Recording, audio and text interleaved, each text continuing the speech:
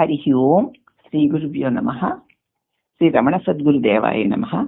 మనం అరుణాచల పంచరత్నం యొక్క వివరణ చెప్పుకుంటూ మొదటి శ్లోకంలోని మొదటి వాక్యాన్ని వివరించుకున్నాము. ఇప్పుడు రెండవ దాన్ని వివరించుకోబోతున్నాం. కనికరము చేత నిఖిలము కబళించెడి ఓ అరుణాచల పరమాత్మ.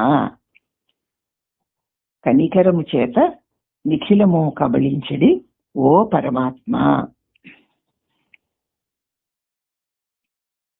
అంటే నేను నేను అనే అహంస్ఫురణ జగదృశ్యమునంతటినీ కబళించి వేసింది అనే తన అనుభవాన్ని శ్రీ భగవాను పై వాక్యమునందు తెలిపారు. ఆ నేను నేను అనేటువంటి అహంస్ఫురణేనట జగదృశ్యంతో పాటు తన్ను కూడా కబళించి వేసింది అన్న అనుభవాన్ని శ్రీ భగవాన్ పై వాక్యం ముందు చెప్పారు.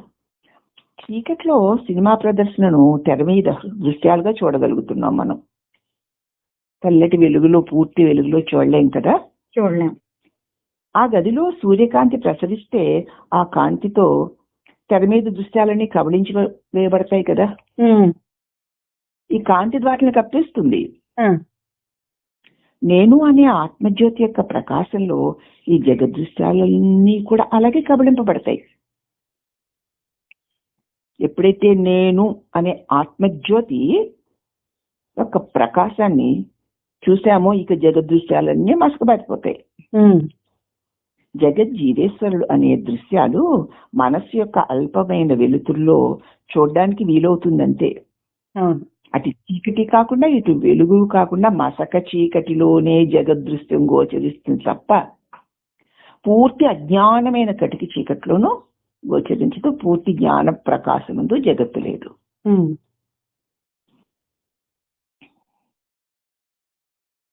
ఒక జీవుడు సావధానమతి అయి అంతర్ముఖుడై నేను అనే అహంస్ఫురణ మీద దృష్టిని అంతటినీ సారిస్తే నేను అనే ప్రకాశంలో మనస్సు యొక్క అల్ప ప్రకాశం కాస్త కరిగిపోతుంది.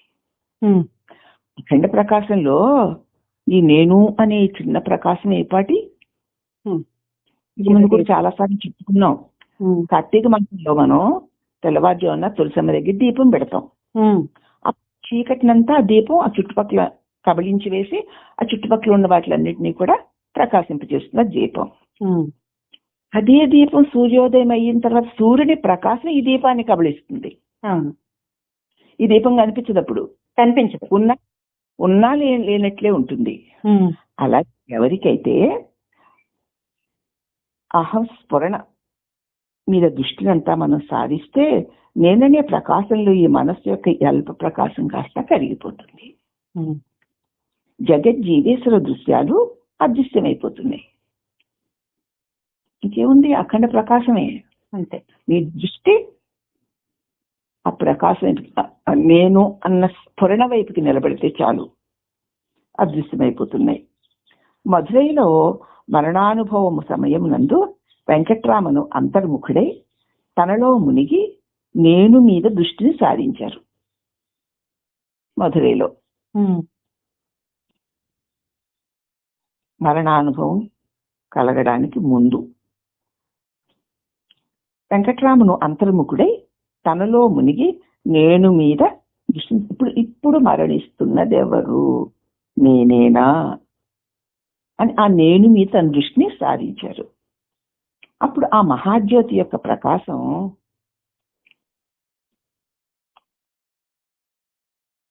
జగదృశ్యాలను కబళించేస్తుంది. ఎప్పుడైతే నేను విడిచి నేను మీదికి మళ్ళిందో అప్పుడు ఈ నేను కూడా జగత్తే కాబట్టి జగదృశ్యాలన్నిటినీ కూడా ఆ నేనుకు మూలమైన అఖండ ప్రకాశం కబళించేసింది. మనస్సు మెదడు ద్వారా పంచేంద్రియాల ద్వారా బహిర్గతమైతే జగత్తైన నామరూపాలు లో నుండి త్రోయబడి దృశ్యాలుగా మనకు కనబడుతున్నాయి. మన లోపల నుంచి వెలుపలికి నెట్టబడుతున్నాయి. ఈ మనస్సు మెదడు ద్వారా పంచేంద్రియాల ద్వారా బహిర్గతం అవుతుంది. అప్పుడు జగత్తు అయినటువంటి నామరూపాలన్నీ లోపల నుంచి వెలుపలికి త్రోయబడి దృశ్యాలుగా కనబడుతున్నాయి. నీ లోపలే ఉన్నాయి అవి. ఎలా ఉన్నాయంటే బీజములో ఉన్న వృక్షంలాగా. అట్లే మనస్సు అంతర్ముఖమయ్యి హృదయంలో నెలకొని ఉన్నప్పుడు ఆ జగత్తు తిరిగి లోనికి ప్రవేశించి హృదయంలో విలీనమవుతోంది. దేనిలో నుంచి వచ్చిందో మళ్ళీ దానిలో లీనమైపోతుంది అని గురువాచ కోవై 32వ వచనంలో తేటపరిచారు ఈ భగవాన్లు. హృదయం గురించి అరుణాచల పంచరత్నంలో ఒక సూచన కూడా ఉంది. నేను అనే ప్రకాశమునే హృదయము అంటారని 2వ శ్లోకంలో శ్రీ భగవాన్ వెల్లడించారు. నేను అన్న ప్రకాశమే హృదయము. అలాగే ఇంకా భగవాన్ అన్నారు, గూటి కోసం సాలీడు తన నోటి నుంచి దారాన్ని సృష్టించుకుని దాన్ని మళ్ళీ గూడల్లేసుకుని దాన్ని మళ్ళీ తనలోనికే లాగుకునే విచిత్ర శక్తి కలిగి ఉంది సాలీడు. సాలీడు గూడలు కూడా దారాలు ఎవరించి నేసిన వాళ్ళ దగ్గరికి వచ్చి తెచ్చుకోలేదు కదా, తనలోంచే తన నోటిలో నుంచే కావలసినంత గూడల్లేసుకుని ఆ గూడు పని అయిపోయిన తర్వాత మళ్ళీ తనలోనికి లాగేసుకుంటుంది. అలా జలమే. అట్లాగే మనసు కూడా తనలో నుంచే ఇది మనకి అన్వయించుకుంటే క్షణంలో అన్ని భావాలు ఊడిపోతాయమ్మా. అలాగే మనస్సు కూడా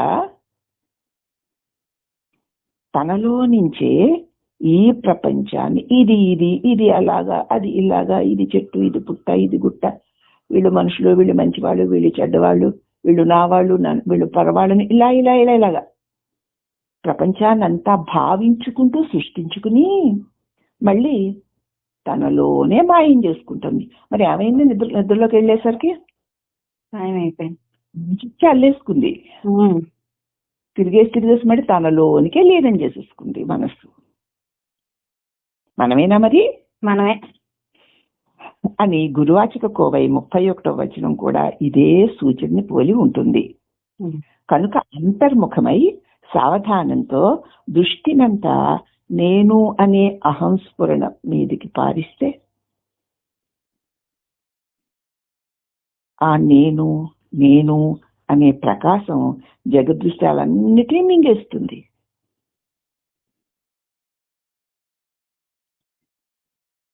తమ స్వానుభవాన్నే భగవాన్ చెప్పారు. కనికరము చేత నిఖిలము కబలించెడి ఓ అరుణాచల పరమాత్మ అంటున్నారు. ఈ అనుభవాన్ని మరింత వివరంగా శ్రీ గురువాచ కోవై 47వ వచనంలో ఇలా బోధించారు శ్రీ భగవాను. ఆత్మ గోచరించకుండా దాచే ఈ ప్రపంచం ఒక కళ లాంటిదని తెలుసుకో. నీకు ఆత్మ కనిపించట్లేదు, ప్రపంచం తప్ప ఇంకేం కనిపించట్లేదు. ప్రపంచానికి ఆధారమైన ఆ సత్య జ్యోతిందే ఆత్మ ప్రకాశం. దాన్ని నీకు గోచరింపనివ్వకుండా దాచేసే ఈ ప్రపంచం ఒక కళ లాంటిదయ్యా. కనిపించే ఈ ప్రపంచం ఆత్మస్వరూప దర్శనము చేత వశమైపోయి అందుకరిగిపోతే ప్రపంచమే లేదు. అది ఆత్మస్వరూపముగానే ఇప్పుడు భాషిస్తుంది. అంతే, నిప్పులో వేసిన ఇనపగుండు నిప్పుగా భాషించడం లేదు, నిప్పు వలే కాల్చడం లేదు. అలాగే ఎప్పుడైతే ఆత్మ గోచరించుకున్న నా స్వరూపమైన అఖండ చిన్మయ ప్రకాశం నాకు గోచరించడం లేదు, ఈ ప్రపంచం అతి స్పష్టంగా నాకు తెలియబడుతుంది అనుకుంటున్నావు కదా. ఆత్మ గోచరించకుండా దాచేస్తోంది ఈ ప్రపంచం, కమ్మేసింది. అదే, కానీ ఇది సత్యం కాదు, ఒక కళ లాంటిది. ఈ కనిపించే ప్రపంచం ఉత్త కళ, కల్పన, క్షణమగు మెలుకు. ఈ జాగ్రత్త అవస్థ ఉన్నంతసేపే ఉంటుంది. ఏది నిన్నటి జాగ్రత్త అవస్థలోని సంఘటనలు ఈ రోజు ఉన్నాయా? లేవు. మరి నిన్నటి కళలో ఉన్నవి ఈ రోజు లేనట్లు మరి నిన్నటి మెలుకులో ఉన్నవి ఈ రోజు లేవు కదా, మరి కల వంటిదేనా? అంతే. కానీ మరి ఈ జగత్తు సత్యంగా గోచరించి మీ ఆత్మస్వరూప పరమ ప్రకాశాన్ని మరుగుపరిచేస్తుంది. ఇది కల వంటిది.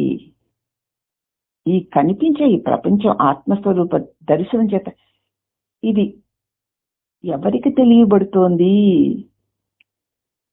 దీనిని తెలుసుకునే నేనెవరు అని ప్రశ్నించి చూస్తే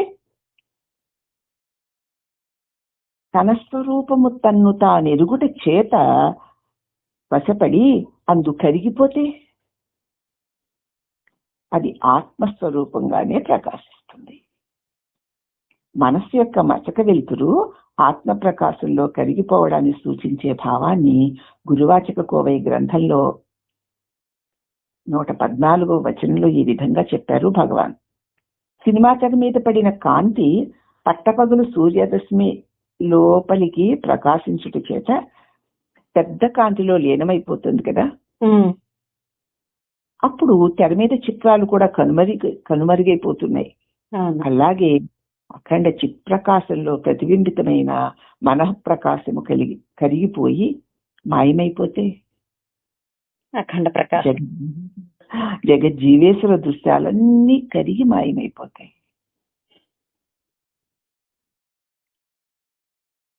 చిత్ప్రకాశ ప్రతిబింబము ఈ మనఃప్రకాశం, దీని స్వయం శక్తి కాదు ఇది. ఈ ప్రకాశంలోనే ఈ జగత్తు, ఈ జీవుడు, ఈ ఈశ్వరుడు సత్యం అన్నట్లు భాషిస్తున్నట్లుంది. కానీ ఆత్మప్రకాశమును ఎప్పుడైతే తన మూలమును ఎవరు చూసుకోగలుగుతారో, తెలుసుకోగలుగుతారో అప్పుడు ఈ మనస్సు కరిగిపోయి మాయమైపోతే కరిగిపోతుంది. అక్కడ దానికి ఏది స్వయం వెలిగేది లేదు. తన మూలంలో కరిగిపోతే జగజ్జీవేశ్వరులు కూడా కరిగిపోయి మాయమైపోతారు. ఏమైపోతే మంచుగడ్డలు పెద్ద వర్షం వడగండ్ల వాన పెద్ద పెద్ద గడ్డలు పడ్డాయి సముద్రంలో. కానీ కాసేపు ఉండేసరికి కరిగిపోయాయి. ఇది కూడా అంతే. పైన తెలిపిన వివరణల బట్టి శ్రీ భగవాన్ల అనుభవం ఇట్టిదే కాబోలనిపిస్తుంది కదా మనకి. నేను అనే స్వప్రకాశమే సర్వవ్యాపకమైన అరుణాచలుని ఆత్మ ప్రకాశం, ఎక్కడో లేదు. నేను అని ప్రతి ప్రాణిలోనూ ప్రతి జీవిలోనూ స్పందిస్తున్నటువంటి ప్రకాశమే. స్వప్రకాశం అది ఎవరు ఇచ్చింది కాదు. స్వప్రకాశమే సర్వవ్యాపకమైన అరుణాచలుని ఆత్మ ప్రకాశం. ఆ ఆత్మ ప్రకాశ కిరణాల చేత జగదృశ్యాలన్నీ కబళింపబడిన తమ అనుభవాన్ని శ్రీ భగవాన్ ఆత్మవిద్యా కీర్తనలో తనలో ప్రకాశించు అంతరాత్మయే సర్వ ప్రాణులలో అభిన్నమై ప్రకాశిస్తోంది. ప్రాణులు భిన్నములుగా ఉన్నారు కానీ వాటి అన్నిటి నిండా ప్రకాశిస్తున్నటువంటి అంతరాత్మ అభిన్నమై ఉంది. అదే కరుణా విలాసం అంటే, అదే అహం వినాశనం అంటే, అదే సుఖ వికాసం అంటే కూడా. ఎప్పుడైతే అహం వినాశమయ్యిందో సుఖం వికసిస్తుంది అని స్పష్టీకరించారు మన భగవానుడు.